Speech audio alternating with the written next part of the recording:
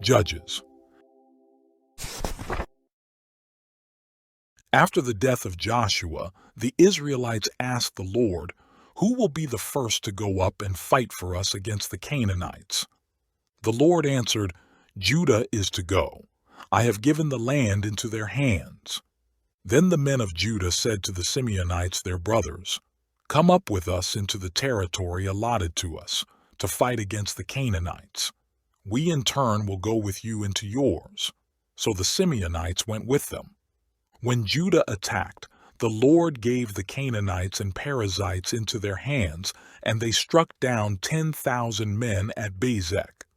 It was there that they found Adoni-Bezek and fought against him, putting to rout the Canaanites and Perizzites. Adoni-Bezek fled, but they chased him and caught him, and cut off his thumbs and big toes.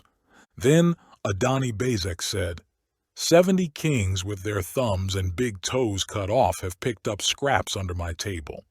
Now God has paid me back for what I did to them. They brought him to Jerusalem, and he died there. The men of Judah attacked Jerusalem also and took it. They put the city to the sword and set it on fire. After that, the men of Judah went down to fight against the Canaanites living in the hill country, the Negev and the western foothills. They advanced against the Canaanites living in Hebron, formerly called Kiriath Arba, and defeated Sheshai, Ahiman, and Talmai. From there they advanced against the people living in Debir, formerly called Kiriath Sepher. And Caleb said, "I will give my daughter Achsah in marriage to the man who attacks and captures Kiriath Sepher." Othniel son of Kenaz, Caleb's younger brother, took it. So Caleb gave his daughter Achsah to him in marriage. One day when she came to Othniel, she urged him to ask her father for a field. When she got off her donkey, Caleb asked her, "What can I do for you?" She replied, "Do me a special favor. Since you have given me land in the Negev, give me also springs of water." Then Caleb gave her the upper and lower springs. The descendants of Moses' father-in-law, the Kenite, went up from the city of palms with the men of Judah to live among the people of the desert of Judah in the Negev near Arad. Then the men of Judah went with the Simeonites, their brothers, and attacked the Canaanites living in Zephath, and they totally destroyed the city. Therefore it was called Hormah. The men of Judah also took Gaza, Ashkelon, and Ekron, each city with its territory. The Lord was with the men of Judah. They took possession of the hill country, but they were unable to drive the people from the plains, because they had iron chariots. As Moses had promised, Hebron was given to Caleb, who drove from it the 3 sons of Anak. The Benjamites, however, failed to dislodge the Jebusites, who were living in Jerusalem. To this day the Jebusites live there with the Benjamites. Now the house of Joseph attacked Bethel, and the Lord was with them. When they sent men to spy out Bethel, formerly called Luz, the spies saw a man coming out of the city, and they said to him, "Show us how to get into the city, and we will see that you are treated well." So he showed them, and they put the city to the sword, but spared the man and his whole family. He then went to the land of the Hittites, where he built a city and called it Luz, which is its name to this day. But Manasseh did not drive out the people of Beth-shan or Tanakh or Dor or Ibleam or Megiddo and their surrounding settlements, for the Canaanites were determined to live in that land. When Israel became strong, they pressed the Canaanites into forced labor, but never drove them out completely. Nor did Ephraim drive out the Canaanites living in Gezer, but the Canaanites continued to live there among them. Neither did Zebulun drive out the Canaanites living in Kitron or Nahalol, who remained among them, but they did subject them to forced labor. Nor did Asher drive out those living in Akko or Sidon or Alab or Aksib or Helba or Aphek or Rehob, and because of this the people of Asher lived among the Canaanite inhabitants of the land. Neither did Naphtali drive out those living in Beth-Shemesh or Beth-Anath. But the Naphtalites too lived among the Canaanite inhabitants of the land, and those living in Beth Shemesh and Beth Anath became forced laborers for them. The Amorites confined the Danites to the hill country, not allowing them to come down into the plain. And the Amorites were determined also to hold out in Mount Heres, Aijalon, and Shaalbim. But when the power of the house of Joseph increased, they too were pressed into forced labor. The boundary of the Amorites was from Scorpion Pass to Selah and beyond. The angel of the Lord went up from Gilgal to Bochim and said, I brought you up out of Egypt and led you into the land that I swore to give to your forefathers. I said, I will never break my covenant with you, and you shall not make a covenant with the people of this land, but you shall break down their altars. Yet you have disobeyed me. Why have you done this? Now therefore I tell you that I will not drive them out before you. They will be thorns in your sides, and their gods will be a snare to you. When the angel of the Lord had spoken these things to all the Israelites, the people wept aloud, and they called that place Bochim. There they offered sacrifices to the Lord. After Joshua had dismissed the Israelites, they went to take possession of the land, each to his own inheritance. The people served the Lord throughout the lifetime of Joshua and of the elders who outlived him, and who had seen all the great things the Lord had done for Israel. Joshua son of Nun, the servant of the Lord, died at the age of 110, and they buried him in the land of his inheritance, at Timnath Heres, in the hill country of Ephraim, north of Mount Gosh. After that whole generation had been gathered to their fathers, another generation grew up, who knew neither the Lord nor what he had done for Israel. Then the Israelites did evil in the eyes of the Lord and served the Baals. They forsook the Lord, the God of their fathers, who had brought them out of Egypt.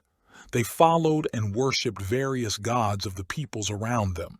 They provoked the Lord to anger, because they forsook him and served Baal and the Ashtoreths. In his anger against Israel, the Lord handed them over to raiders who plundered them. He sold them to their enemies all around, whom they were no longer able to resist. Whenever Israel went out to fight, the hand of the Lord was against them to defeat them, just as he had sworn to them. They were in great distress. Then the Lord raised up judges, who saved them out of the hands of these raiders. Yet they would not listen to their judges, but prostituted themselves to other gods and worshipped them. Unlike their fathers, they quickly turned from the way in which their fathers had walked, the way of obedience to the Lord's commands. Whenever the Lord raised up a judge for them, he was with the judge and saved them out of the hands of their enemies as long as the judge lived. For the Lord had compassion on them as they groaned under those who oppressed and afflicted them. But when the judge died, the people returned to ways even more corrupt than those of their fathers, following other gods and serving and worshiping them. They refused to give up their evil practices and stubborn ways. Therefore the Lord was very angry with Israel and said, Because this nation has violated the covenant that I laid down for their forefathers and has not listened to me, I will no longer drive out before them any of the nations Joshua left when he died. I will use them to test Israel and see whether they will keep the way of the Lord and walk in it as their forefathers did. The Lord had allowed those nations to remain. He did not drive them out at once by giving them into the hands of Joshua. These are the nations the Lord left to test all those Israelites who had not experienced any of the wars in Canaan. He did this only to teach warfare to the descendants of the Israelites who had not had previous battle experience. The 5 rulers of the Philistines, all the Canaanites, the Sidonians, and the Hivites living in the Lebanon mountains from Mount Baal Hermon to Lebo Hamath. They were left to test the Israelites to see whether they would obey the Lord's commands, which he had given their forefathers through Moses. The Israelites lived among the Canaanites, Hittites, Amorites, Perizzites, Hivites, and Jebusites. They took their daughters in marriage and gave their own daughters to their sons and served their gods.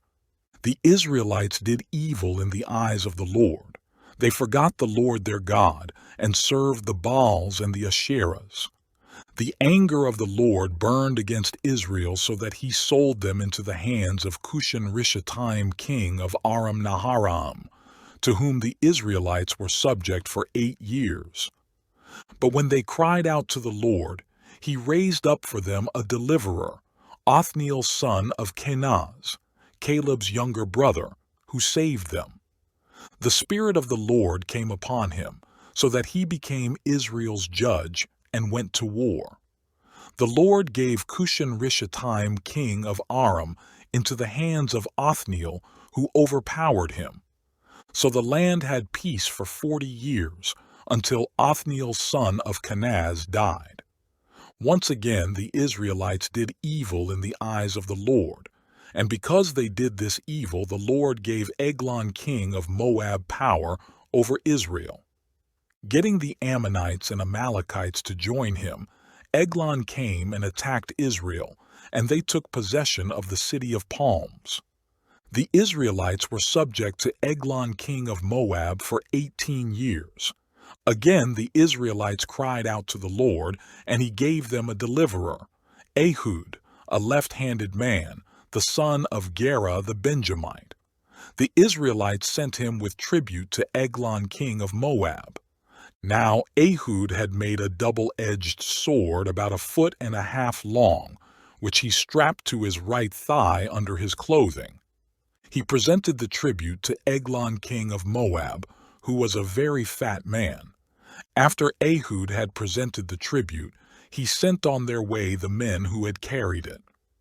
At the idols near Gilgal, he himself turned back and said, "I have a secret message for you, O king." The king said, "Quiet," and all his attendants left him. Ehud then approached him while he was sitting alone in the upper room of his summer palace and said, "I have a message from God for you." As the king rose from his seat, Ehud reached with his left hand, drew the sword from his right thigh and plunged it into the king's belly. Even the handle sank in after the blade, which came out his back. Ehud did not pull the sword out, and the fat closed in over it. Then Ehud went out to the porch. He shut the doors of the upper room behind him and locked them. After he had gone, the servants came and found the doors of the upper room locked. They said, "He must be relieving himself in the inner room of the house." They waited to the point of embarrassment, but when he did not open the doors of the room, they took a key and unlocked them. There they saw their lord fallen to the floor, dead. While they waited, Ehud got away. He passed by the idols and escaped to Sirah. When he arrived there, he blew a trumpet in the hill country of Ephraim, and the Israelites went down with him from the hills, with him leading them. "Follow me," he ordered, "for the Lord has given Moab, your enemy, into your hands." So they followed him down, and, taking possession of the fords of the Jordan that led to Moab, they allowed no one to cross over. At that time they struck down about 10,000 Moabites, all vigorous and strong. Not a man escaped. That day Moab was made subject to Israel, and the land had peace for 80 years. After Ehud came Shamgar son of Anath, who struck down 600 Philistines with an ox goad. He too saved Israel. After Ehud died, the Israelites once again did evil in the eyes of the Lord. So the Lord sold them into the hands of Jabin, a king of Canaan, who reigned in Hazor. The commander of his army was Sisera, who lived in Harosheth Hagoyim. Because he had 900 iron chariots and had cruelly oppressed the Israelites for 20 years, they cried to the Lord for help. Deborah, a prophetess, the wife of Lapidoth, was leading Israel at that time. She held court under the palm of Deborah between Ramah and Bethel in the hill country of Ephraim, and the Israelites came to her to have their disputes decided. She sent for Barak son of Abinoam from Kadesh in Naphtali, and said to him, "The Lord, the God of Israel, commands you, go, take with you 10,000 men of Naphtali and Zebulun, and lead the way to Mount Tabor. I will lure Sisera, the commander of Jabin's army, with his chariots and his troops to the Kishon River, and give him into your hands." Barak said to her, "If you go with me, I will go, but if you don't go with me, I won't go." "Very well," Deborah said, "I will go with you, but because of the way you are going about this, the honor will not be yours, for the Lord will hand Sisera over to a woman."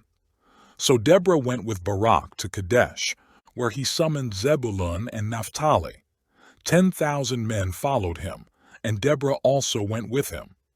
Now Heber the Kenite had left the other Kenites, the descendants of Hobab, Moses' brother-in-law, and pitched his tent by the great tree in Zaanannim, near Kadesh.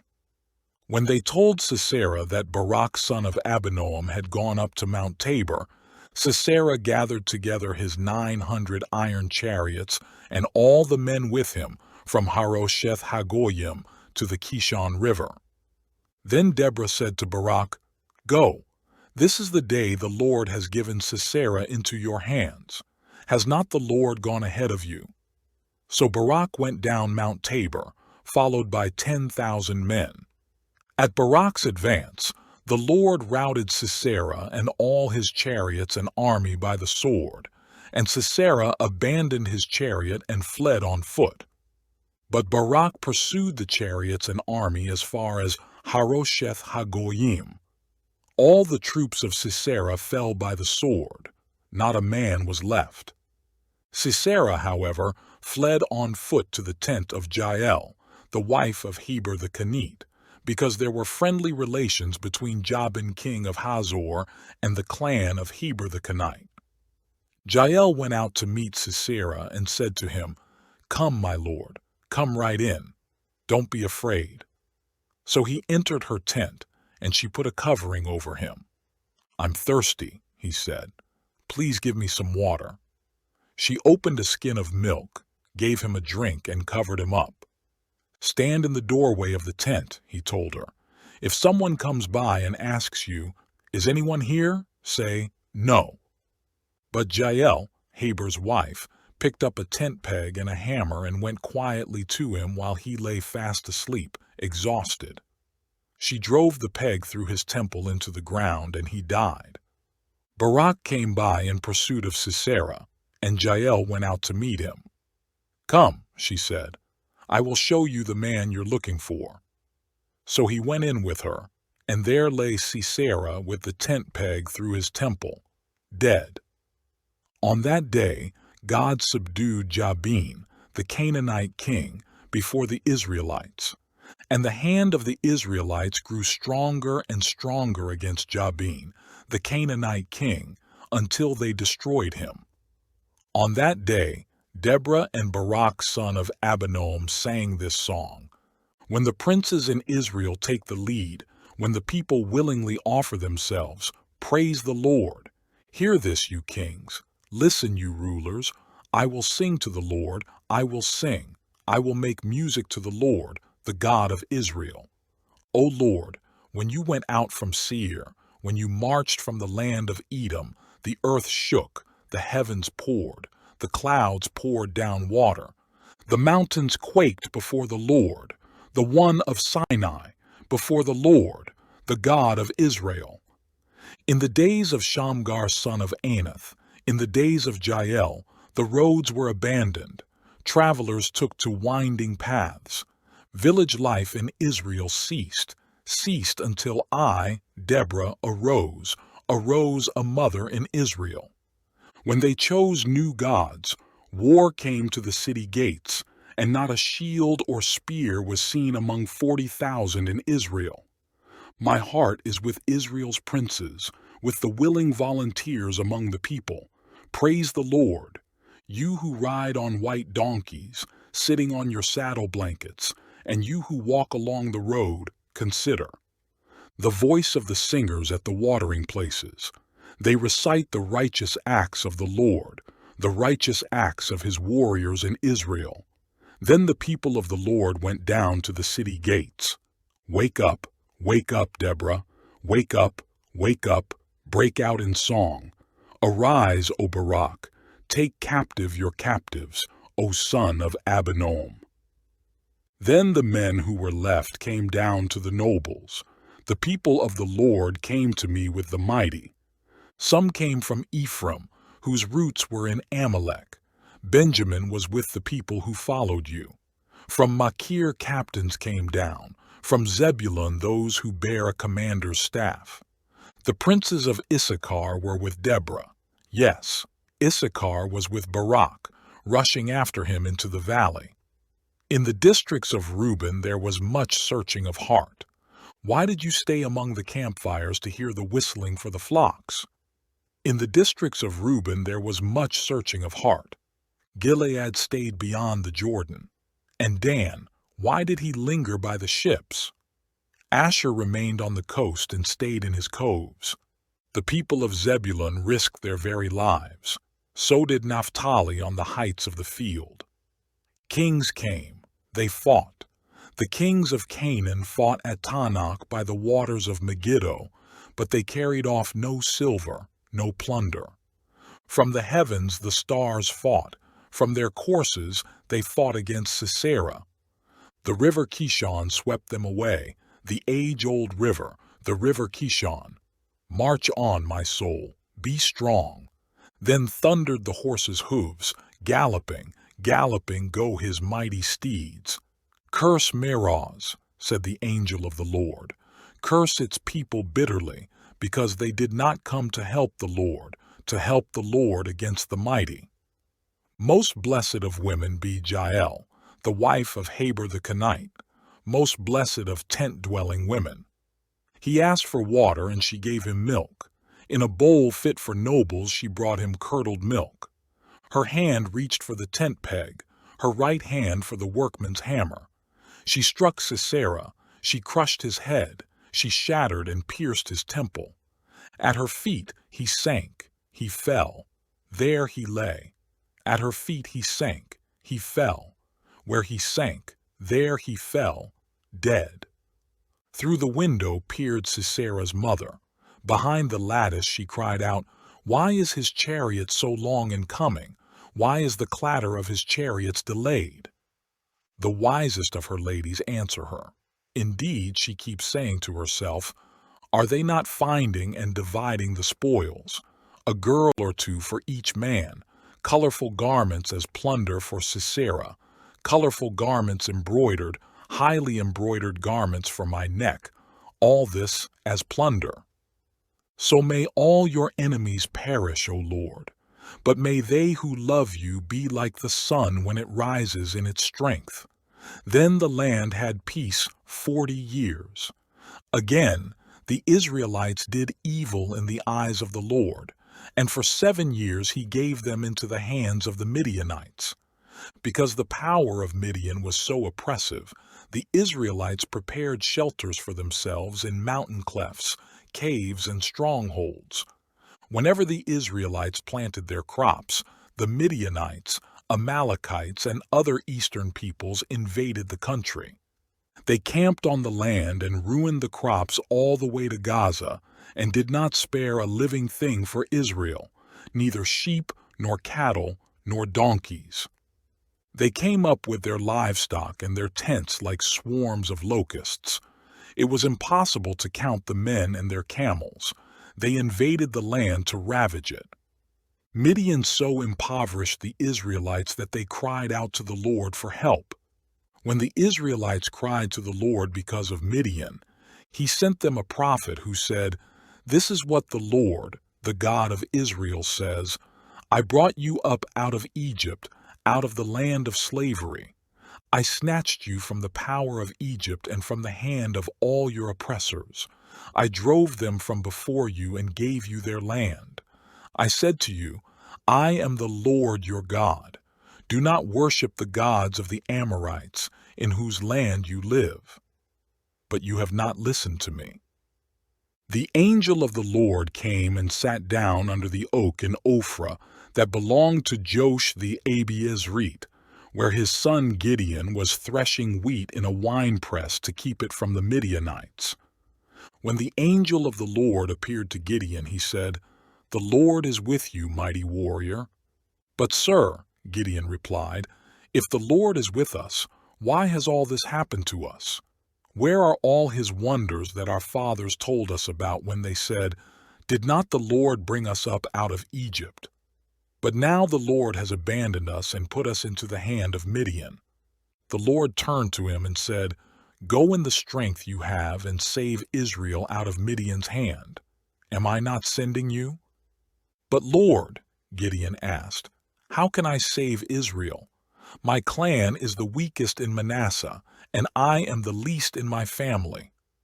The Lord answered, "I will be with you, and you will strike down all the Midianites together."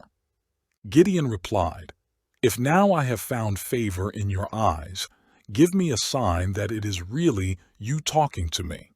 Please do not go away until I come back and bring my offering and set it before you." And the Lord said, "I will wait until you return." Gideon went in, prepared a young goat, and from an ephah of flour he made bread without yeast. Putting the meat in a basket and its broth in a pot, he brought them out and offered them to him under the oak. The angel of God said to him, "Take the meat and the unleavened bread, place them on this rock, and pour out the broth." And Gideon did so. With the tip of the staff that was in his hand, the angel of the Lord touched the meat and the unleavened bread. Fire flared from the rock, consuming the meat and the bread, and the angel of the Lord disappeared. When Gideon realized that it was the angel of the Lord, he exclaimed, "Ah, sovereign Lord, I have seen the angel of the Lord face to face." But the Lord said to him, "Peace, do not be afraid. You are not going to die." So Gideon built an altar to the Lord there and called it, "The Lord is Peace." To this day it stands in Ophrah of the Abiezrites. That same night the Lord said to him, "Take the second bull from your father's herd, the one 7 years old. Tear down your father's altar to Baal and cut down the Asherah pole beside it. Then build a proper kind of altar to the Lord your God on the top of this height. Using the wood of the Asherah pole that you cut down, offer the second bull as a burnt offering." So Gideon took 10 of his servants and did as the Lord told him. But because he was afraid of his family and the men of the town, he did it at night rather than in the daytime. In the morning when the men of the town got up, there was Baal's altar demolished, with the Asherah pole beside it cut down, and the second bull sacrificed on the newly built altar. They asked each other, "Who did this?"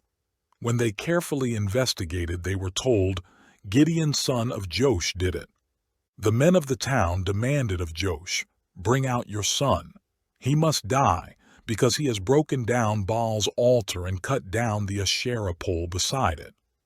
But Joash replied to the hostile crowd around him, "Are you going to plead Baal's cause? Are you trying to save him? Whoever fights for him shall be put to death by morning. If Baal really is a god, he can defend himself when someone breaks down his altar." So that day they called Gideon Jerubbaal, saying, "Let Baal contend with him, because he broke down Baal's altar." Now all the Midianites, Amalekites, and other eastern peoples joined forces and crossed over the Jordan and camped in the valley of Jezreel.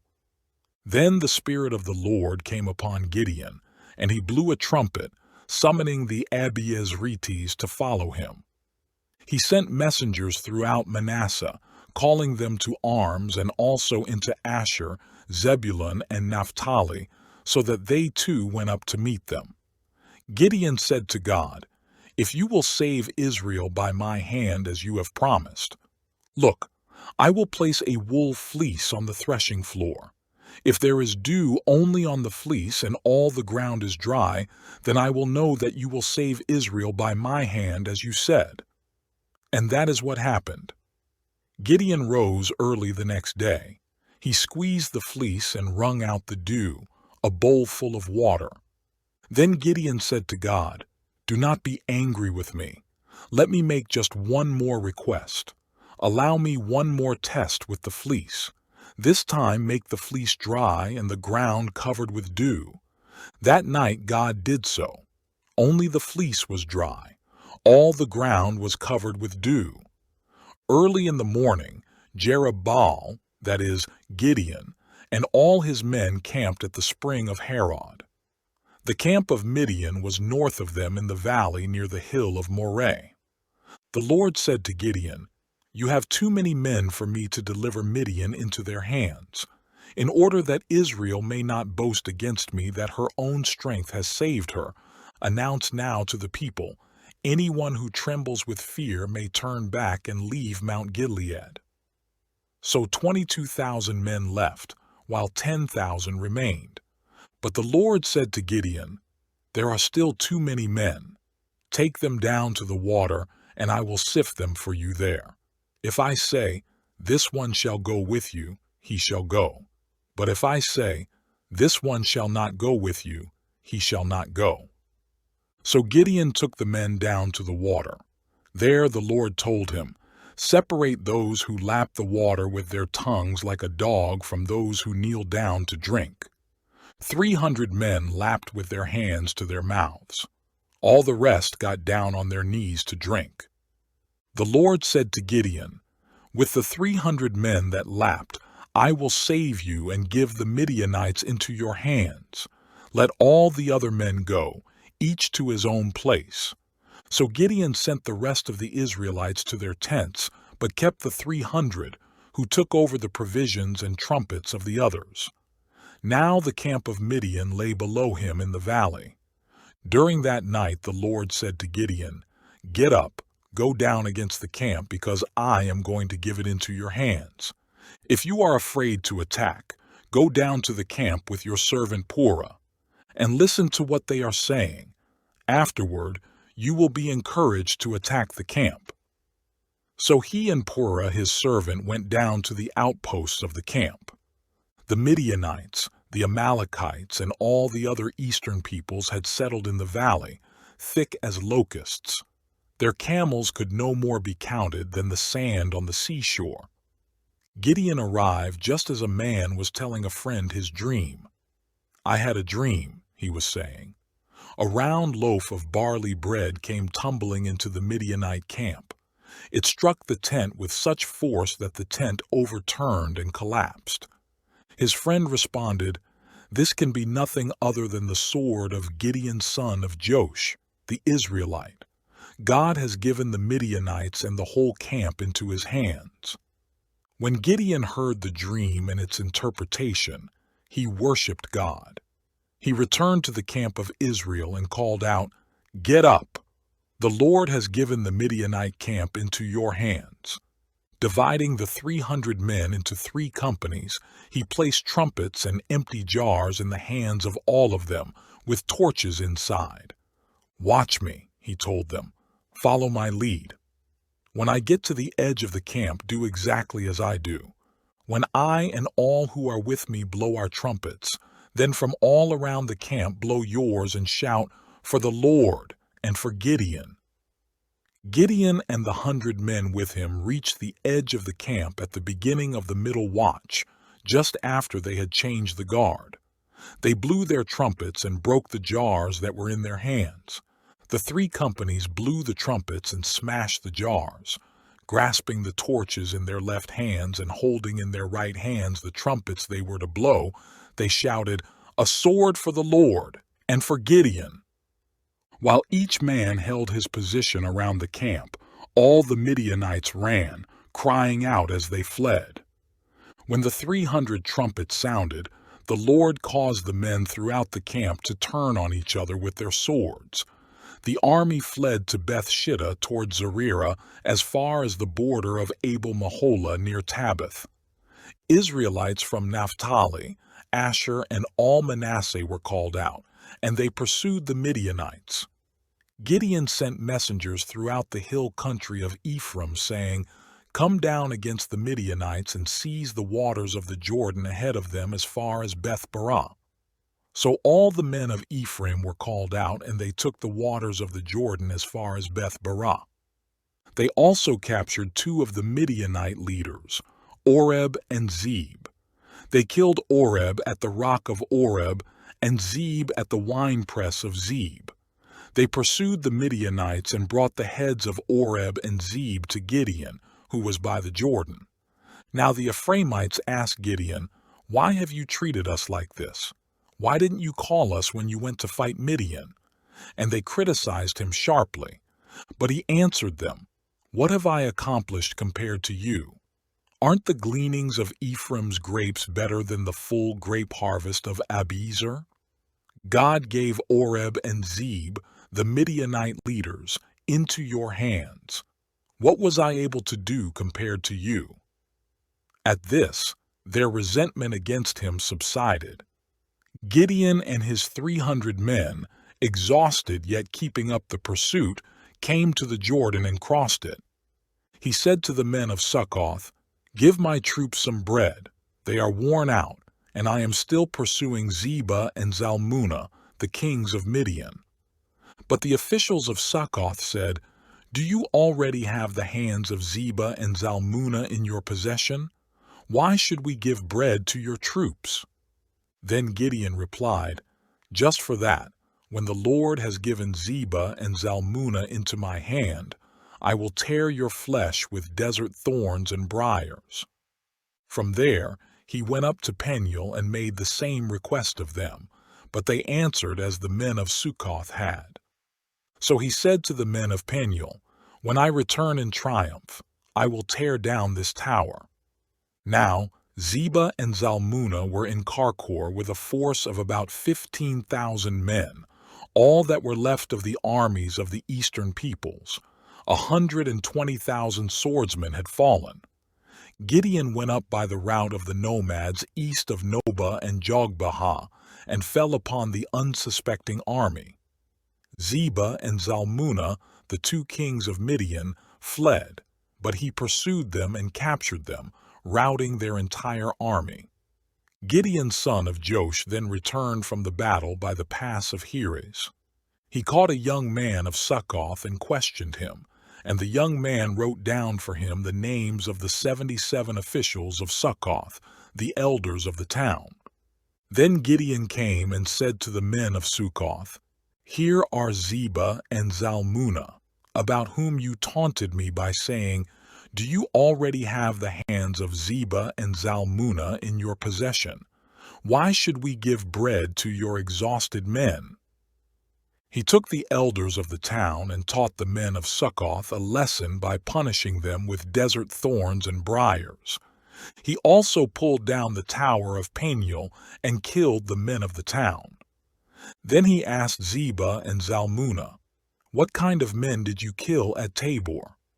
"Men like you," they answered, "each one with the bearing of a prince." Gideon replied, "Those were my brothers, the sons of my own mother. As surely as the Lord lives, if you had spared their lives, I would not kill you." Turning to Jether, his oldest son, he said, "Kill them." But Jether did not draw his sword because he was only a boy and was afraid. Zebah and Zalmunna said, "Come, do it yourself. As is the man, so is his strength." So Gideon stepped forward and killed them and took the ornaments off their camels' necks. The Israelites said to Gideon, "Rule over us, you, your son, and your grandson, because you have saved us out of the hand of Midian." But Gideon told them, "I will not rule over you, nor will my son rule over you. The Lord will rule over you." And he said, "I do have one request, that each of you give me an earring from your share of the plunder." It was the custom of the Ishmaelites to wear gold earrings. They answered, "We'll be glad to give them." So they spread out a garment, and each man threw a ring from his plunder onto it. The weight of the gold rings he asked for came to 1,700 shekels, not counting the ornaments, the pendants, and the purple garments worn by the kings of Midian, or the chains that were on their camels' necks. Gideon made the gold into an ephod, which he placed in Ophrah, his town. All Israel prostituted themselves by worshiping it there, and it became a snare to Gideon and his family. Thus Midian was subdued before the Israelites and did not raise its head again. During Gideon's lifetime, the land enjoyed peace 40 years. Jerubbaal son of Joash went back home to live. He had 70 sons of his own, for he had many wives. His concubine, who lived in Shechem, also bore him a son, whom he named Abimelech. Gideon's son of Joash died at a good old age and was buried in the tomb of his father Joash in Ophrah of the Abiezrites.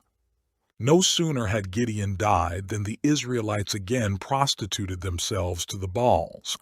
They set up Baal-berith as their god, and did not remember the Lord their God, who had rescued them from the hands of all their enemies on every side. They also failed to show kindness to the family of Jerubbaal, that is, Gideon, for all the good things he had done for them. Abimelech son of Jerubbaal went to his mother's brothers in Shechem, and said to them and to all his mother's clan, "Ask all the citizens of Shechem, which is better for you, to have all 70 of Jerubbaal's sons rule over you, or just one man? Remember, I am your flesh and blood." When the brothers repeated all this to the citizens of Shechem, they were inclined to follow Abimelech, for they said, "He is our brother." They gave him 70 shekels of silver from the temple of Baal-berith, and Abimelech used it to hire reckless adventurers who became his followers. He went to his father's home in Ophrah, and on one stone murdered his 70 brothers, the sons of Jerubbaal. But Jotham, the youngest son of Jerubbaal, escaped by hiding. Then all the citizens of Shechem and Beth Millo gathered beside the great tree at the pillar in Shechem to crown Abimelech king. When Jotham was told about this, he climbed up on the top of Mount Gerizim and shouted to them, "Listen to me, citizens of Shechem, so that God may listen to you." One day the trees went out to anoint a king for themselves. They said to the olive tree, "Be our king." But the olive tree answered, "Should I give up my oil, by which both gods and men are honored, to hold sway over the trees?" Next, the trees said to the fig tree, "Come and be our king." But the fig tree replied, "Should I give up my fruit, so good and sweet, to hold sway over the trees?" Then the trees said to the vine, "Come and be our king." But the vine answered, "Should I give up my wine, which cheers both gods and men, to hold sway over the trees?" Finally, all the trees said to the thorn bush, "Come and be our king." The thorn bush said to the trees, "If you really want to anoint me king over you, come and take refuge in my shade. But if not, then let fire come out of the thorn bush and consume the cedars of Lebanon." Now, if you have acted honorably and in good faith when you made Abimelech king, and if you have been fair to Jerubbaal and his family, and if you have treated him as he deserves, and to think that my father fought for you, risked his life to rescue you from the hand of Midian. But today you have revolted against my father's family, murdered his 70 sons on a single stone, and made Abimelech, the son of his slave girl, king over the citizens of Shechem, because he is your brother. If then you have acted honorably and in good faith toward Jerubbaal and his family today, may Abimelech be your joy, and may you be his too. But if you have not, let fire come out from Abimelech and consume you, citizens of Shechem and Beth Millo, and let fire come out from you, citizens of Shechem and Beth Millo, and consume Abimelech. Then Jotham fled, escaping to Beer, and he lived there because he was afraid of his brother Abimelech. After Abimelech had governed Israel 3 years, God sent an evil spirit between Abimelech and the citizens of Shechem, who acted treacherously against Abimelech. God did this in order that the crime against Jerubaal's 70 sons, the shedding of their blood, might be avenged on their brother Abimelech and on the citizens of Shechem, who had helped him murder his brothers. In opposition to him, these citizens of Shechem set men on the hilltops to ambush and rob everyone who passed by, and this was reported to Abimelech. Now Gaal son of Abed moved with his brothers into Shechem, and its citizens put their confidence in him. After they had gone out into the fields and gathered the grapes and trodden them, they held a festival in the temple of their god. While they were eating and drinking, they cursed Abimelech. Then Gaal son of Ebed said, "Who is Abimelech, and who is Shechem, that we should be subject to him? Isn't he Jerubaal's son, and isn't Zebul his deputy? Serve the men of Hamor, Shechem's father. Why should we serve Abimelech? If only this people were under my command, then I would get rid of him. I would say to Abimelech, 'Call out your whole army.'" When Zebul the governor of the city heard what Gaal son of Ebed said, he was very angry. Under cover he sent messengers to Abimelech saying, "Gaal son of Ebed and his brothers have come to Shechem and are stirring up the city against you. Now then, during the night you and your men should come and lie in wait in the fields. In the morning at sunrise, advance against the city. When Gaal and his men come out against you, do whatever your hand finds to do." So Abimelech and all his troops set out by night and took up concealed positions near Shechem in 4 companies. Now Gaal son of Ebed had gone out and was standing at the entrance to the city gate, just as Abimelech and his soldiers came out from their hiding place. When Gaal saw them, he said to Zebul, "Look, people are coming down from the tops of the mountains." Zebul replied, "You mistake the shadows of the mountains for men." But Gaal spoke up again, "Look, people are coming down from the center of the land, and a company is coming from the direction of the soothsayer's tree." Then Zebul said to him, "Where is your big talk now, you who said, 'Who is Abimelech that we should be subject to him?' Aren't these the men you ridiculed? Go out and fight them." So Gaal led out the citizens of Shechem and fought Abimelech. Abimelech chased him, and many fell wounded in the flight, all the way to the entrance to the gate. Abimelech stayed in Arumah, and Zebul drove Gaal and his brothers out of Shechem. The next day the people of Shechem went out to the fields, and this was reported to Abimelech. So he took his men, divided them into 3 companies, and set an ambush in the fields. When he saw the people coming out of the city, he rose to attack them. Abimelech and the companies with him rushed forward to a position at the entrance to the city gate. Then 2 companies rushed upon those in the fields and struck them down. All that day Abimelech pressed his attack against the city until he had captured it and killed its people. Then he destroyed the city and scattered salt over it. On hearing this, the citizens in the tower of Shechem went into the stronghold of the temple of El-Berith. When Abimelech heard that they had assembled there, he and all his men went up Mount Zalmon. He took an axe and cut off some branches which he lifted to his shoulders. He ordered the men with him, "Quick, do what you have seen me do." So all the men cut branches and followed Abimelech. They piled them against the stronghold and set it on fire over the people inside. So all the people in the tower of Shechem, about 1,000 men and women, also died. Next, Abimelech went to Thebez and besieged it and captured it. Inside the city, however, was a strong tower, to which all the men and women, all the people of the city, fled. They locked themselves in and climbed up on the tower roof. Abimelech went to the tower and stormed it. But as he approached the entrance to the tower to set it on fire, a woman dropped an upper millstone on his head and cracked his skull. Hurriedly, he called to his armor-bearer, "Draw your sword and kill me so that they can't say, 'A woman killed him.'" So his servant ran him through, and he died.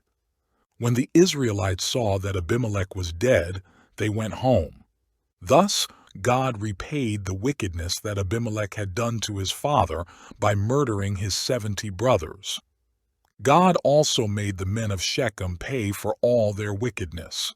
The curse of Jotham son of Jerubbaal came on them. After the time of Abimelech, a man of Issachar, Tola son of Puah, the son of Dodo, rose to save Israel. He lived in Shamir, in the hill country of Ephraim. He led Israel 23 years. Then he died and was buried in Shamir. He was followed by Jair of Gilead, who led Israel 22 years. He had 30 sons, who rode 30 donkeys. They controlled 30 towns in Gilead, which to this day are called Havoth-Jair. When Jair died, he was buried in Canaan. Again, the Israelites did evil in the eyes of the Lord. They served the Baals and the Ashtoreths, and the gods of Aram, the gods of Sidon, the gods of Moab, the gods of the Ammonites, and the gods of the Philistines. And because the Israelites forsook the Lord and no longer served him, he became angry with them. He sold them into the hands of the Philistines and the Ammonites, who that year shattered and crushed them. For 18 years they oppressed all the Israelites on the east side of the Jordan in Gilead, the land of the Amorites. The Ammonites also crossed the Jordan to fight against Judah, Benjamin, and the house of Ephraim, and Israel was in great distress. Then the Israelites cried out to the Lord, "We have sinned against you, forsaking our God and serving the Baals." The Lord replied, "When the Egyptians, the Amorites, the Ammonites, the Philistines, the Sidonians, the Amalekites, and the Maonites oppressed you, and you cried to me for help, did I not save you from their hands? But you have forsaken me and served other gods, so I will no longer save you. Go and cry out to the gods you have chosen. Let them save you when you are in trouble." But the Israelites said to the Lord, "We have sinned. Do with us whatever you think best, but please rescue us now." Then they got rid of the foreign gods among them and served the Lord, and he could bear Israel's misery no longer. When the Ammonites were called to arms and camped in Gilead, the Israelites assembled and camped at Mizpah. The leaders of the people of Gilead said to each other, "Whoever will launch the attack against the Ammonites will be the head of all those living in Gilead." JDG. Jephthah the Gileadite was a mighty warrior. His father was Gilead. His mother was a prostitute. Gilead's wife also bore him sons, and when they were grown up, they drove Jephthah away. "You are not going to get any inheritance in our family," they said, "because you are the son of another woman." So Jephthah fled from his brothers and settled in the land of Tob, where a group of adventurers gathered around him and followed him. Some time later, when the Ammonites made war on Israel, the elders of Gilead went to get Jephthah from the land of Tob. "Come," they said, "be our commander, so we can fight the Ammonites." Jephthah said to them, "Didn't you hate me and drive me from my father's house? Why do you come to me now, when you're in trouble?" The elders of Gilead said to him, "Nevertheless, we are turning to you now. Come with us to fight the Ammonites, and you will be our head over all who live in Gilead." Jephthah answered, "Suppose you take me back to fight the Ammonites and the Lord gives them to me. Will I really be your head?" The elders of Gilead replied, "The Lord is our witness. We will certainly do as you say." So Jephthah went with the elders of Gilead, and the people made him head and commander over them. and he repeated all his words before the Lord in Mizpah. Then Jephthah sent messengers to the Ammonite king with the question, "What do you have against us that you have attacked our country?" The king of the Ammonites answered Jephthah's messengers, "When Israel came up out of Egypt, they took away my land from the Arnon to the Jabbok, all the way to the Jordan. Now give it back peaceably." Jephthah sent back messengers to the Ammonite king, saying, "This is what Jephthah says. Israel did not take the land of Moab or the land of the Ammonites.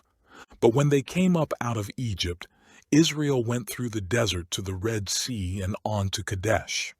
Then Israel sent messengers to the king of Edom, saying, 'Give us permission to go through your country.'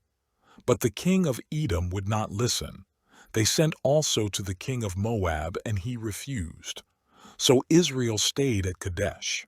Next they traveled through the desert, skirted the lands of Edom and Moab, passed along the eastern side of the country of Moab, and camped on the other side of the Arnon. They did not enter the territory of Moab, for the Arnon was its border. Then Israel sent messengers to Sihon king of the Amorites, who ruled in Heshbon, and said to him, "Let us pass through your country to our own place." Sihon, however, did not trust Israel to pass through his territory. He mustered all his men and encamped at Jahaz and fought with Israel. Then the Lord, the God of Israel, gave Sihon and all his men into Israel's hands, and they defeated them. Israel took over all the land of the Amorites who lived in that country, capturing all of it from the Arnon to the Jabbok and from the desert to the Jordan. Now since the Lord, the God of Israel, has driven the Amorites out before his people Israel, what right have you to take it over? Will you not take what your god Chemosh gives you? Likewise, whatever the Lord our God has given us, we will possess. Are you better than Balak son of Zippor, king of Moab? Did he ever quarrel with Israel or fight with them?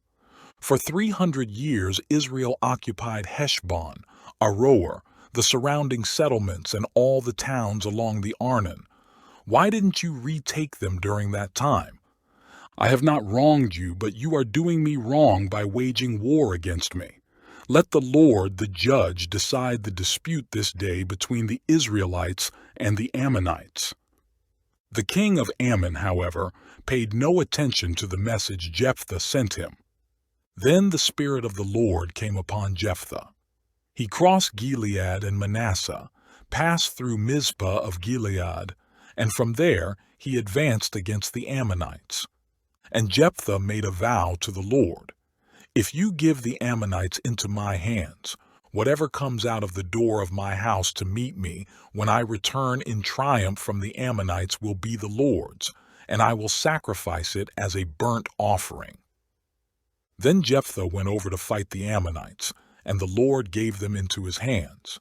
He devastated 20 towns from Aroer to the vicinity of Minnith, as far as Abel-keramim. Thus Israel subdued Ammon. When Jephthah returned to his home in Mizpah, who should come out to meet him but his daughter, dancing to the sound of tambourines? She was an only child. Except for her, he had neither son nor daughter.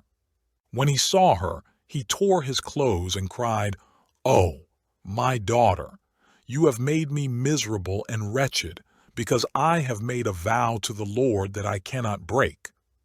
"My father," she replied, "you have given your word to the Lord. Do to me just as you promised, now that the Lord has avenged you of your enemies, the Ammonites. But grant me this one request," she said. "Give me 2 months to roam the hills and weep with my friends, because I will never marry." "You may go," he said, and he let her go for 2 months. She and the girls went into the hills and wept because she would never marry. After the 2 months she returned to her father, and he did to her as he had vowed, and she was a virgin. From this comes the Israelite custom. that each year the young women of Israel go out for 4 days to commemorate the daughter of Jephthah the Gileadite. The men of Ephraim called out their forces, crossed over to Zaphon, and said to Jephthah, "Why did you go to fight the Ammonites without calling us to go with you? We're going to burn down your house over your head." Jephthah answered, "I and my people were engaged in a great struggle with the Ammonites, and although I called, you didn't save me out of their hands. When I saw that you wouldn't help, I took my life in my hands and crossed over to fight the Ammonites, and the Lord gave me the victory over them. Now why have you come up today to fight me?" Jephthah then called together the men of Gilead and fought against Ephraim. The Gileadites struck them down because the Ephraimites had said, "You Gileadites are renegades from Ephraim and Manasseh." The Gileadites captured the fords of the Jordan leading to Ephraim, and whenever a survivor of Ephraim said, "Let me cross over," the men of Gilead asked him, "Are you an Ephraimite?" If he replied, "No," they said, "All right, say Shibboleth." If he said Sibboleth, because he could not pronounce the word correctly, they seized him and killed him at the fords of the Jordan. 42,000 Ephraimites were killed at that time. Jephthah led Israel 6 years. Then Jephthah the Gileadite died and was buried in a town in Gilead. After him, Ibzan of Bethlehem led Israel. He had 30 sons and 30 daughters. He gave his daughters away in marriage to those outside his clan, and for his sons he brought in 30 young women as wives from outside his clan. Ibzan led Israel 7 years. Then Ibzan died and was buried in Bethlehem. After him, Elon the Zebulunite led Israel 10 years. Then Elon died and was buried in Aijalon in the land of Zebulun. After him, Abdon son of Hillel from Pirathon led Israel. He had 40 sons and 30 grandsons who rode on 70 donkeys. He led Israel 8 years. Then Abdon son of Hillel died and was buried at Pirathon in Ephraim, in the hill country of the Amalekites. Again the Israelites did evil in the eyes of the Lord, so the Lord delivered them into the hands of the Philistines for 40 years. A certain man of Zorah, named Manoah, from the clan of the Danites, had a wife who was sterile and remained childless.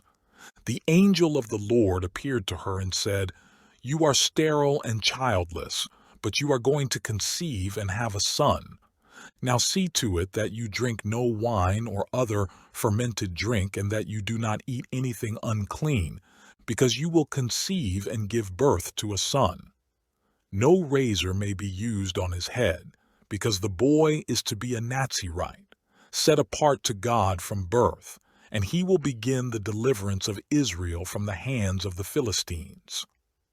Then the woman went to her husband and told him, "A man of God came to me.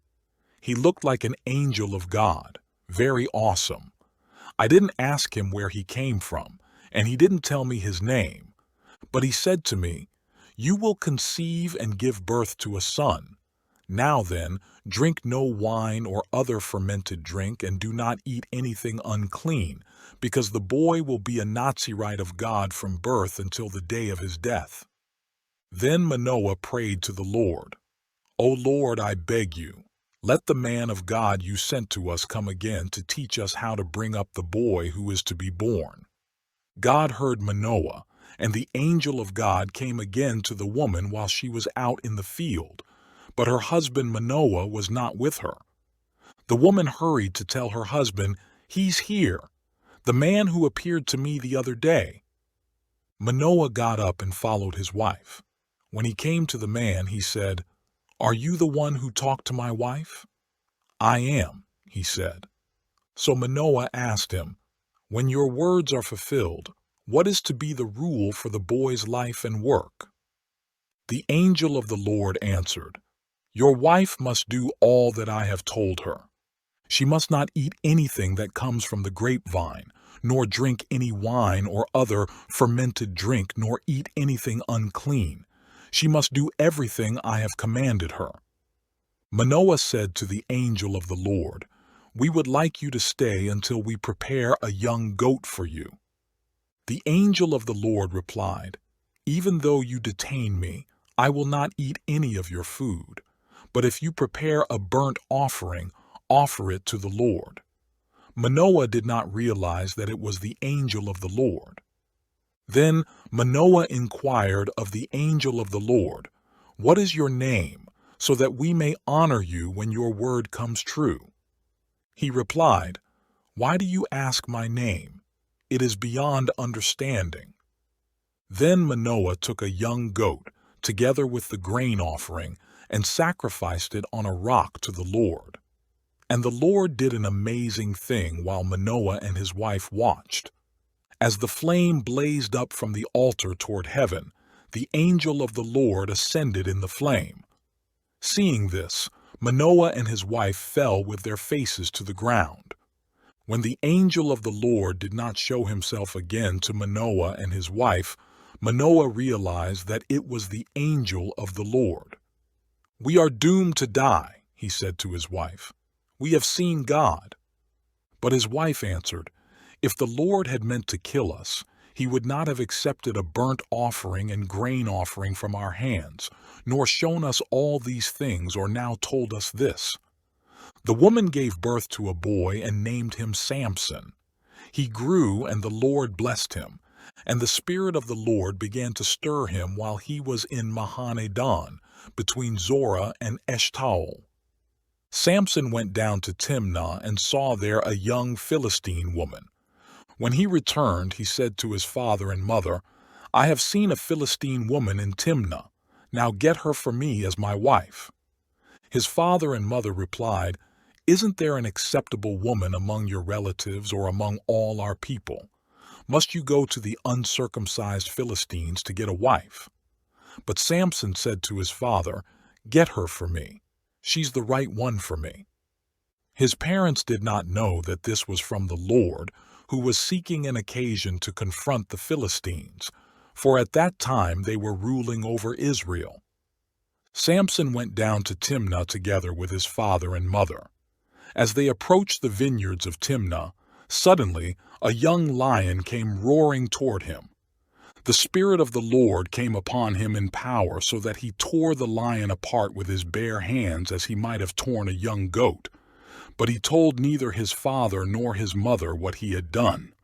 Then he went down and talked with the woman, and he liked her. Some time later, when he went back to marry her, he turned aside to look at the lion's carcass. In it was a swarm of bees and some honey, which he scooped out with his hands and ate as he went along. When he rejoined his parents, he gave them some, and they too ate it. But he did not tell them that he had taken the honey from the lion's carcass. Now his father went down to see the woman, and Samson made a feast there, as was customary for bridegrooms. When he appeared, he was given 30 companions. "Let me tell you a riddle," Samson said to them. "If you can give me the answer within the 7 days of the feast, I will give you 30 linen garments and 30 sets of clothes. If you can't tell me the answer, you must give me 30 linen garments and 30 sets of clothes." "Tell us your riddle," they said. "Let's hear it." He replied, "Out of the eater, something to eat. Out of the strong, something sweet." For 3 days they could not give the answer. On the 4th day they said to Samson's wife, "Coax your husband into explaining the riddle for us, or we will burn you and your father's household to death. Did you invite us here to rob us?" Then Samson's wife threw herself on him, sobbing, "You hate me. You don't really love me. You've given my people a riddle, but you haven't told me the answer." "I haven't even explained it to my father or mother," he replied, "so why should I explain it to you?" She cried the whole 7 days of the feast. So on the 7th day he finally told her, because she continued to press him. She in turn explained the riddle to her people. Before sunset on the 7th day, the men of the town said to him, "What is sweeter than honey? What is stronger than a lion?" Samson said to them, "If you had not plowed with my heifer, you would not have solved my riddle." Then the Spirit of the Lord came upon him in power. He went down to Ashkelon, struck down 30 of their men, stripped them of their belongings, and gave their clothes to those who had explained the riddle. Burning with anger, he went up to his father's house, and Samson's wife was given to the friend who had attended him at his wedding. Later on, at the time of wheat harvest, Samson took a young goat and went to visit his wife. He said, "I'm going to my wife's room." But her father would not let him go in. "I was so sure you thoroughly hated her," he said, "that I gave her to your friend. Isn't her younger sister more attractive? Take her instead." Samson said to them, "This time I have a right to get even with the Philistines. I will really harm them." So he went out and caught 300 foxes and tied them tail to tail in pairs.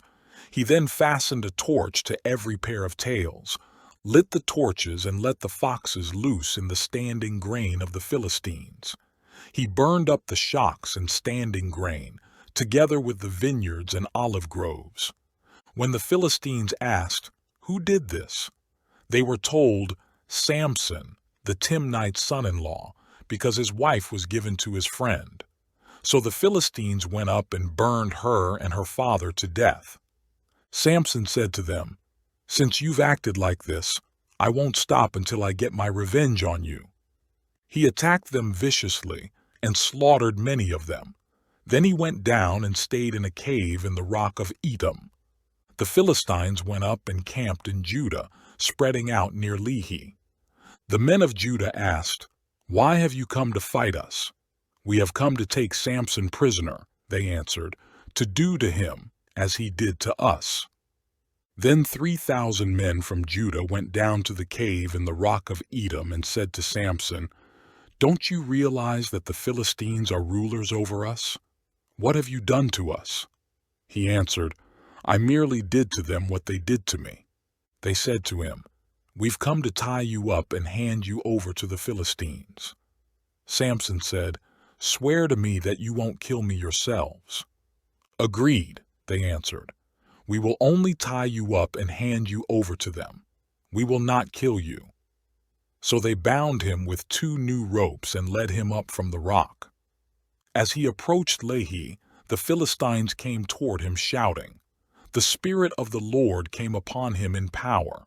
The ropes on his arms became like charred flax, and the bindings dropped from his hands. Finding a fresh jawbone of a donkey, he grabbed it and struck down 1,000 men. Then Samson said, "With a donkey's jawbone, I have made donkeys of them. With a donkey's jawbone, I have killed 1,000 men." When he finished speaking, he threw away the jawbone, and the place was called Ramath Lehi. Because he was very thirsty, he cried out to the Lord, "You have given your servant this great victory. Must I now die of thirst and fall into the hands of the uncircumcised?" Then God opened up the hollow place in Lehi, and water came out of it. When Samson drank, his strength returned and he revived. So the spring was called En-Hakkor, and it is still there in Lehi. Samson led Israel for 20 years in the days of the Philistines. One day Samson went to Gaza, where he saw a prostitute. He went in to spend the night with her. The people of Gaza were told, "Samson is here." So they surrounded the place and lay in wait for him all night at the city gate. They made no move during the night, saying, "At dawn we'll kill him." But Samson lay there only until the middle of the night. Then he got up and took hold of the doors of the city gate, together with the 2 posts, and tore them loose, bar and all. He lifted them to his shoulders and carried them to the top of the hill that faces Hebron. Some time later, he fell in love with a woman in the valley of Sorek, whose name was Delilah. The rulers of the Philistines went to her and said, "See if you can lure him into showing you the secret of his great strength and how we can overpower him, so we may tie him up and subdue him. Each one of us will give you 1,100 shekels of silver." So Delilah said to Samson, Tell me the secret of your great strength and how you can be tied up and subdued." Samson answered her, "If anyone ties me with 7 fresh thongs that have not been dried, I'll become as weak as any other man." Then the rulers of the Philistines brought her 7 fresh thongs that had not been dried, and she tied him with them. With men hidden in the room, she called to him, "Samson, the Philistines are upon you." But he snapped the thongs as easily as a piece of string snaps when it comes close to a flame. So the secret of his strength was not discovered. Then Delilah said to Samson, "You have made a fool of me. You lied to me. Come now, tell me how you can be tied." He said, "If anyone ties me securely with new ropes that have never been used, I'll become as weak as any other man." So Delilah took new ropes and tied him with them. Then, with men hidden in the room, she called to him, "Samson, the Philistines are upon you." But he snapped the ropes off his arms as if they were threads. Delilah then said to Samson, "Until now, you have been making a fool of me and lying to me. Tell me how you can be tied."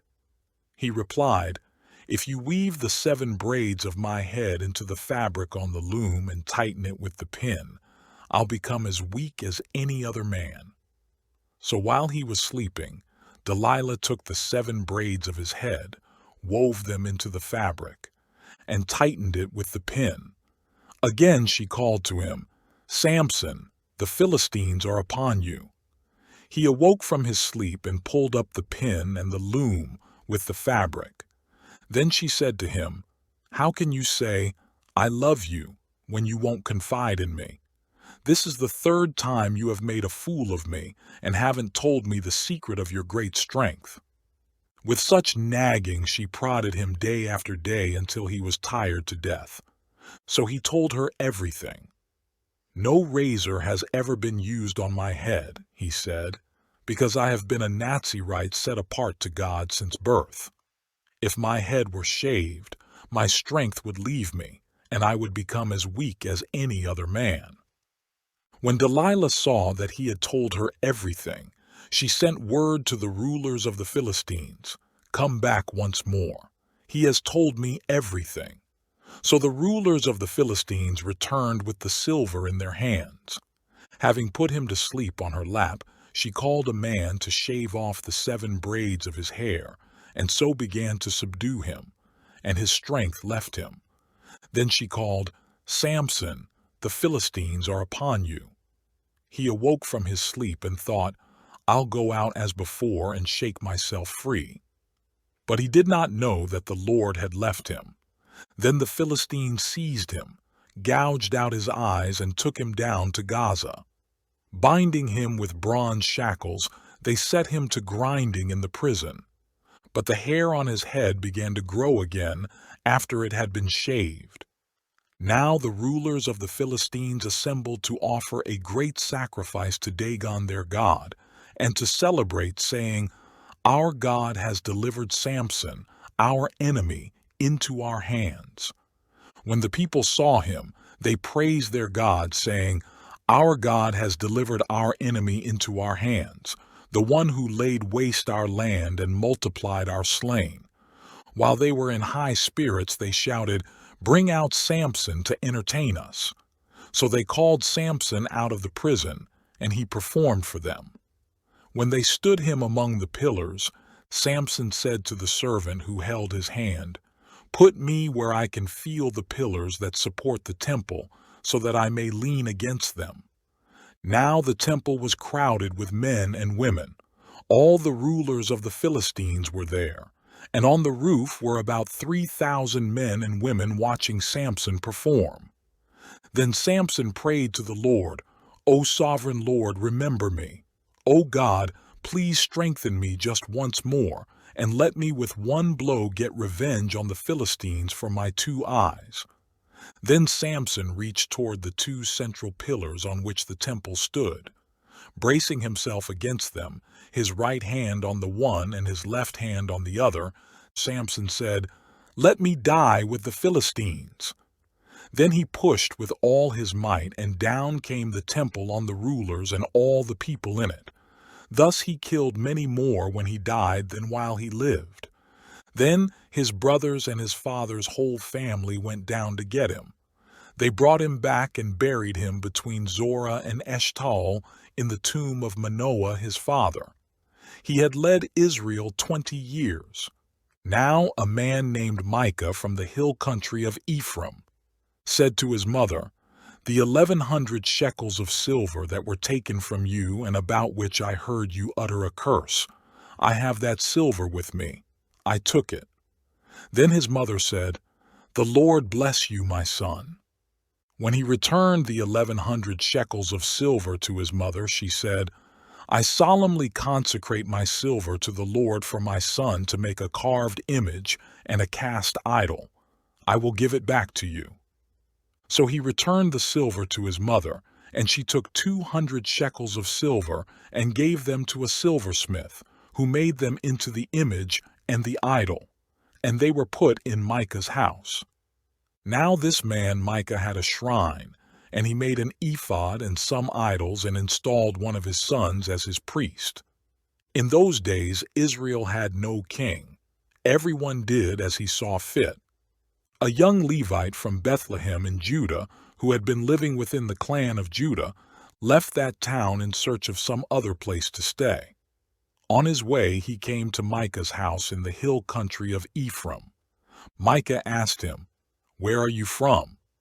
"I'm a Levite from Bethlehem in Judah," he said, "and I'm looking for a place to stay." Then Micah said to him, "Live with me and be my father and priest, and I'll give you 10 shekels of silver a year, your clothes and your food." So the Levite agreed to live with him, and the young man was to him like one of his sons. Then Micah installed the Levite, and the young man became his priest and lived in his house. And Micah said, "Now I know that the Lord will be good to me, since this Levite has become my priest." In those days Israel had no king, and in those days the tribe of the Danites was seeking a place of their own where they might settle, because they had not yet come into an inheritance among the tribes of Israel. So the Danites sent 5 warriors from Zorah and Eshtaol to spy out the land and explore it. These men represented all their clans. They told them, "Go, explore the land." The men entered the hill country of Ephraim and came to the house of Micah, where they spent the night. When they were near Micah's house, they recognized the voice of the young Levite. So they turned in there and asked him, "Who brought you here? What are you doing in this place? Why are you here?" He told them what Micah had done for him and said, "He has hired me, and I am his priest." Then they said to him, "Please inquire of God to learn whether our journey will be successful." The priest answered them, "Go in peace.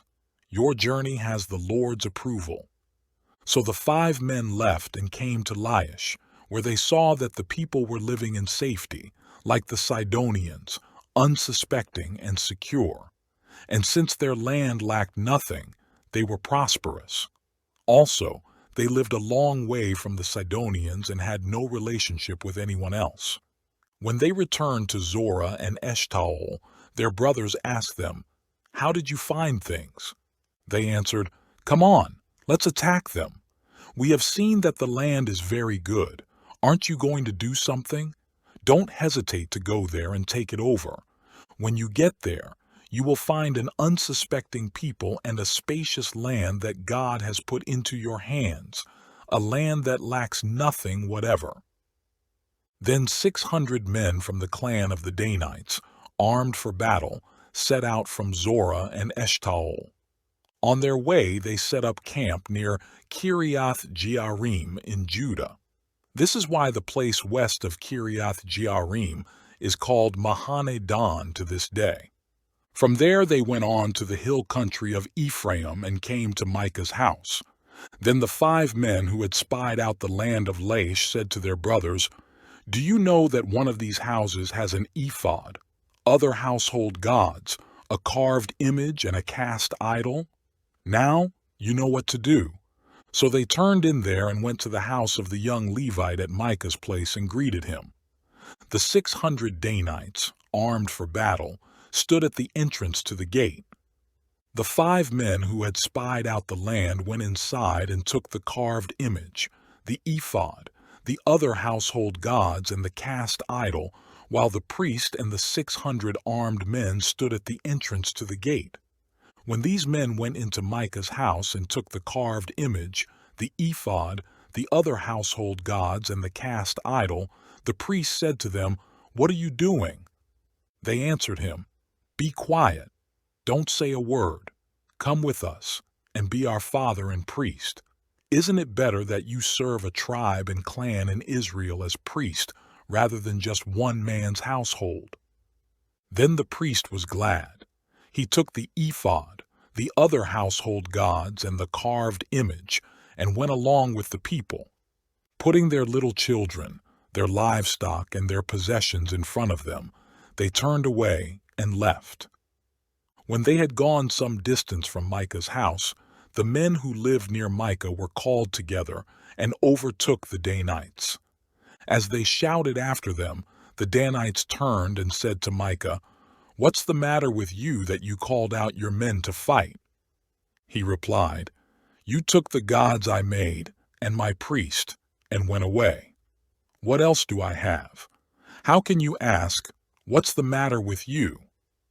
The Danites answered, "Don't argue with us, or some hot-tempered men will attack you, and you and your family will lose your lives." So the Danites went their way, and Micah, seeing that they were too strong for him, turned around and went back home.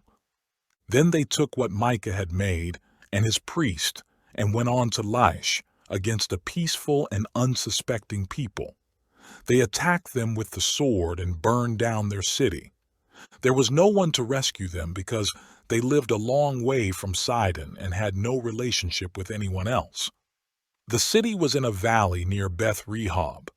The Danites rebuilt the city and settled there. They named it Dan after their forefather Dan, who was born to Israel, though the city used to be called Laish. There, the Danites set up for themselves the idols, and Jonathan son of Gershom, the son of Moses, and his sons were priests for the tribe of Dan until the time of the captivity of the land. They continued to use the idols Micah had made. All the time the house of God was in Shiloh. In those days Israel had no king. Now a Levite who lived in a remote area in the hill country of Ephraim took a concubine from Bethlehem in Judah. But she was unfaithful to him. She left him and went back to her father's house in Bethlehem, Judah. After she had been there 4 months, her husband went to her to persuade her to return. He had with him his servant and 2 donkeys. She took him into her father's house, and when her father saw him, he gladly welcomed him. His father-in-law, the girl's father, prevailed upon him to stay, so he remained with him 3 days, eating and drinking and sleeping there. On the 4th day they got up early and he prepared to leave, but the girl's father said to his son-in-law, "Refresh yourself with something to eat, then you can go." So the 2 of them sat down to eat and drink together. Afterward the girl's father said, "Please stay tonight and enjoy yourself." And when the man got up to go, his father-in-law persuaded him, so he stayed there that night. On the morning of the 5th day, when he rose to go, the girl's father said, "Refresh yourself. Wait till afternoon." So the 2 of them ate together. Then when the man with his concubine and his servant got up to leave, his father-in-law, the girl's father, said, "Now look, it's almost evening. Spend the night here. The day is nearly over. Stay and enjoy yourself. Early tomorrow morning you can get up and be on your way home." But unwilling to stay another night, the man left and went toward Jabus, that is, Jerusalem, with his 2 saddled donkeys and his concubine. When they were near Jabus and the day was almost gone, the servant said to his master, "Come, let's stop at this city of the Jebusites and spend the night." His master replied, "No, We won't go into an alien city whose people are not Israelites. We will go on to Gibeah." He added, "Come, let's try to reach Gibeah or Ramah and spend the night in one of those places." So they went on, and the sun set as they neared Gibeah in Benjamin. There they stopped to spend the night. They went and sat in the city square, but no one took them into his home for the night. That evening an old man from the hill country of Ephraim, who was living in Gibeah, the men of the place were Benjamites, came in from his work in the fields. When he looked and saw the traveler in the city square, the old man asked, "Where are you going? Where did you come from?" He answered, "We are on our way from Bethlehem in Judah to a remote area in the hill country of Ephraim where I live. I have been to Bethlehem in Judah, and now I am going to the house of the Lord. No one has taken me into his house. We have both straw and fodder for our donkeys and bread and wine for ourselves, your servants, me, your maidservant, and the young man with us. We don't need anything." "You are welcome at my house," the old man said. "Let me supply whatever you need. Only don't spend the night in the square." So he took him into his house and fed his donkeys. After they had washed their feet, they had something to eat and drink. While they were enjoying themselves, some of the wicked men of the city surrounded the house. Pounding on the door, they shouted to the old man who owned the house, "Bring out the man who came to your house so we can have sex with him." The owner of the house went outside and said to them, "No, my friends, don't be so vile. Since this man is my guest, don't do this disgraceful thing. Look, here is my virgin daughter and his concubine.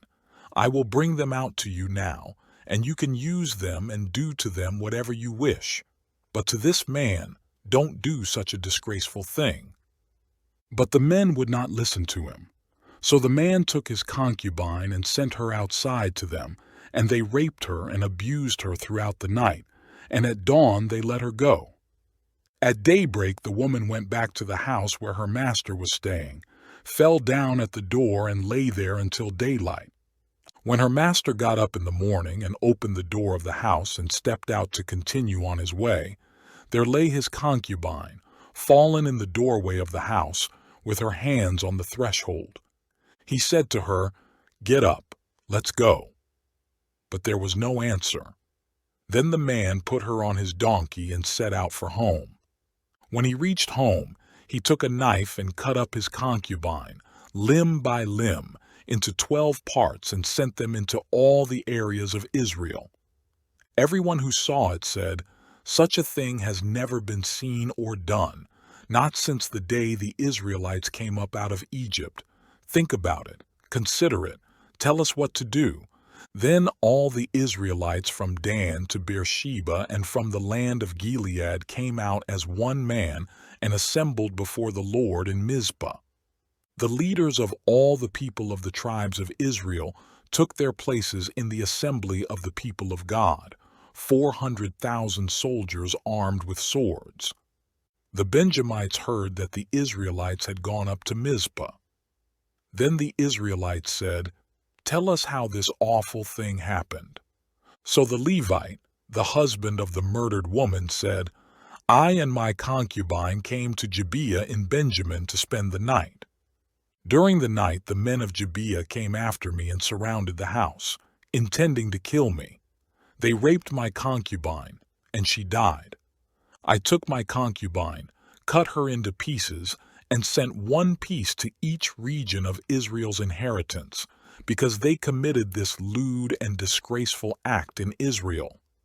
Now, all you Israelites, speak up and give your verdict." All the people rose as one man, saying, "None of us will go home. No, not one of us will return to his house. But now this is what we'll do to Gibeah. We'll go up against it as the lot directs. We'll take 10 men out of every 100 from all the tribes of Israel, and 100 from 1,000, and 1,000 from 10,000, to get provisions for the army. Then, when the army arrives at Gibeah in Benjamin, It can give them what they deserve for all this vileness done in Israel. So all the men of Israel got together and united as one man against the city. The tribes of Israel sent men throughout the tribe of Benjamin, saying, "What about this awful crime that was committed among you? Now surrender those wicked men of Gibeah so that we may put them to death and purge the evil from Israel." But the Benjamites would not listen to their fellow Israelites. From their towns they came together at Gibeah to fight against the Israelites. At once the Benjamites mobilized 26,000 swordsmen from their towns, in addition to 700 chosen men from those living in Gibeah. Among all these soldiers there were 700 chosen men who were left-handed, each of whom could sling a stone at a hair and not miss. Israel, apart from Benjamin, mustered 400,000 swordsmen, all of them fighting men. The Israelites went up to Bethel and inquired of God. They said, "Who of us shall go first to fight against the Benjamites?" The Lord replied, "Judah shall go first." The next morning the Israelites got up and pitched camp near Gibeah. The men of Israel went out to fight the Benjamites and took up battle positions against them at Gibeah. The Benjamites came out of Gibeah and cut down 22,000 Israelites on the battlefield that day. But the men of Israel encouraged one another and again took up their positions where they had stationed themselves the first day. The Israelites went up and wept before the Lord until evening, and they inquired of the Lord. They said, "Shall we go up again to battle against the Benjamites, our brothers?" The Lord answered, "Go up against them." Then the Israelites drew near to Benjamin the second day. This time, when the Benjamites came out from Gibeah to oppose them, they cut down another 18,000 Israelites, all of them armed with swords. Then the Israelites, all the people, went up to Bethel, and there they sat weeping before the Lord. They fasted that day until evening and presented burnt offerings and fellowship offerings to the Lord. And the Israelites inquired of the Lord. In those days the ark of the covenant of God was there, with Phinehas son of Eleazar, the son of Aaron, ministering before it. They asked, "Shall we go up again to battle with Benjamin our brother or not?" The Lord responded, "Go, for tomorrow I will give them into your hands." Then Israel set an ambush around Gibeah. They went up against the Benjamites on the third day and took up positions against Gibeah as they had done before. The Benjamites came out to meet them and were drawn away from the city. They began to inflict casualties on the Israelites as before, so that about 30 men fell in the open field and on the roads, the one leading to Bethel and the other to Gibeah. While the Benjamites were saying, "We are defeating them as before," the Israelites were saying, "Let's retreat and draw them away from the city to the roads." All the men of Israel moved from their places and took up positions at Baal Tamar, and the Israelite ambush charged out of its place on the west of Gibeah. Then 10,000 of Israel's finest men made a frontal attack on Gibeah. The fighting was so heavy that the Benjamites did not realize how near disaster was. The Lord defeated Benjamin before Israel, and on that day the Israelites struck down 25,100 Benjamites, all armed with swords. Then the Benjamites saw that they were beaten. Now the men of Israel had given way before Benjamin, because they relied on the ambush they had set near Gibeah. The men who had been in ambush made a sudden dash into Gibeah, spread out and put the whole city to the sword. The men of Israel had arranged with the ambush that they should send up a great cloud of smoke from the city, and then the men of Israel would turn in the battle. The Benjamites had begun to inflict casualties on the men of Israel, about 30, and they said, "We are defeating them as in the first battle." But when the column of smoke began to rise from the city, the Benjamites turned and saw the smoke of the whole city going up into the sky. Then the men of Israel turned on them, and the men of Benjamin were terrified, because they realized that disaster had come upon them. So they fled before the Israelites in the direction of the desert, but they could not escape the battle. And the men of Israel who came out of the towns cut them down there. They surrounded the Benjamites, chased them, and easily overran them in the vicinity of Gibeah on the east. 18,000 Benjamites fell, all of them valiant fighters.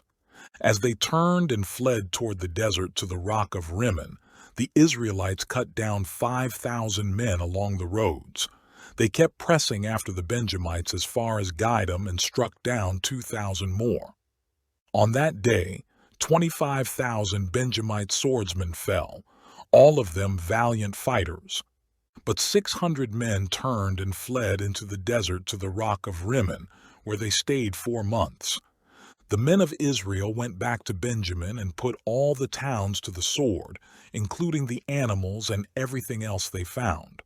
All the towns they came across they set on fire. JDG. The men of Israel had taken an oath at Mizpah. Not one of us will give his daughter in marriage to a Benjamite. The people went to Bethel, where they sat before God until evening, raising their voices and weeping bitterly. "O Lord, the God of Israel," they cried, "why has this happened to Israel? Why should one tribe be missing from Israel today?" Early the next day, the people built an altar and presented burnt offerings and fellowship offerings. Then the Israelites asked, "Who from all the tribes of Israel has failed to assemble before the Lord?" For they had taken a solemn oath that anyone who failed to assemble before the Lord at Mizpah should certainly be put to death. Now the Israelites grieved for their brothers, the Benjamites. "Today, one tribe is cut off from Israel," they said. "How can we provide wives for those who are left, since we have taken an oath by the Lord not to give them any of our daughters in marriage?" Then they asked, "Which one of the tribes of Israel failed to assemble before the Lord at Mizpah?" They discovered that no one from Jabesh Gilead had come to the camp for the assembly. For when they counted the people, they found that none of the people of Jabesh Gilead were there. So the assembly sent 12,000 fighting men with instructions to go to Jabesh Gilead and put to the sword those living there, including the women and children. "This is what you are to do," they said. "Kill every male and every woman who is not a virgin." They found among the people living in Jabesh Gilead 400 young women who had never slept with a man, and they took them to the camp at Shiloh in Canaan. Then the whole assembly sent an offer of peace to the Benjamites at the rock of Rimmon. So the Benjamites returned at that time and were given the women of Jabesh Gilead, who had been spared. But there were not enough for all of them. The people grieved for Benjamin because the Lord had made a gap in the tribes of Israel. And the elders of the assembly said, "With the women of Benjamin destroyed, how shall we provide wives for the men who are left? The Benjamite survivors must have heirs," they said, "so that a tribe of Israel will not be wiped out. We can't give them our daughters as wives, since we Israelites have taken this oath. Cursed be anyone who gives a wife to a Benjamite." But look, there is the annual festival of the Lord in Shiloh, to the north of Bethel, and east of the road that goes from Bethel to Shechem, and to the south of Lebanah. So they instructed the Benjamites, saying, "Go and hide in the vineyards, and watch. When the girls of Shiloh come out to join in the dancing, then rush from the vineyards, and each of you seize a wife from the girls of Shiloh, and go to the land of Benjamin. When their fathers or brothers complain to us, we will say to them, 'Do us a kindness by helping them, because we did not get wives for them during the war, and you are innocent, since you did not give your daughters to them.'" So that is what the Benjamites did. While the girls were dancing, each man caught one and carried her off to be his wife. Then they returned to their inheritance and rebuilt the towns and settled in them. At that time, the Israelites left that place and went home to their tribes and clans, each to his own inheritance. In those days, Israel had no king. Everyone did as he saw fit.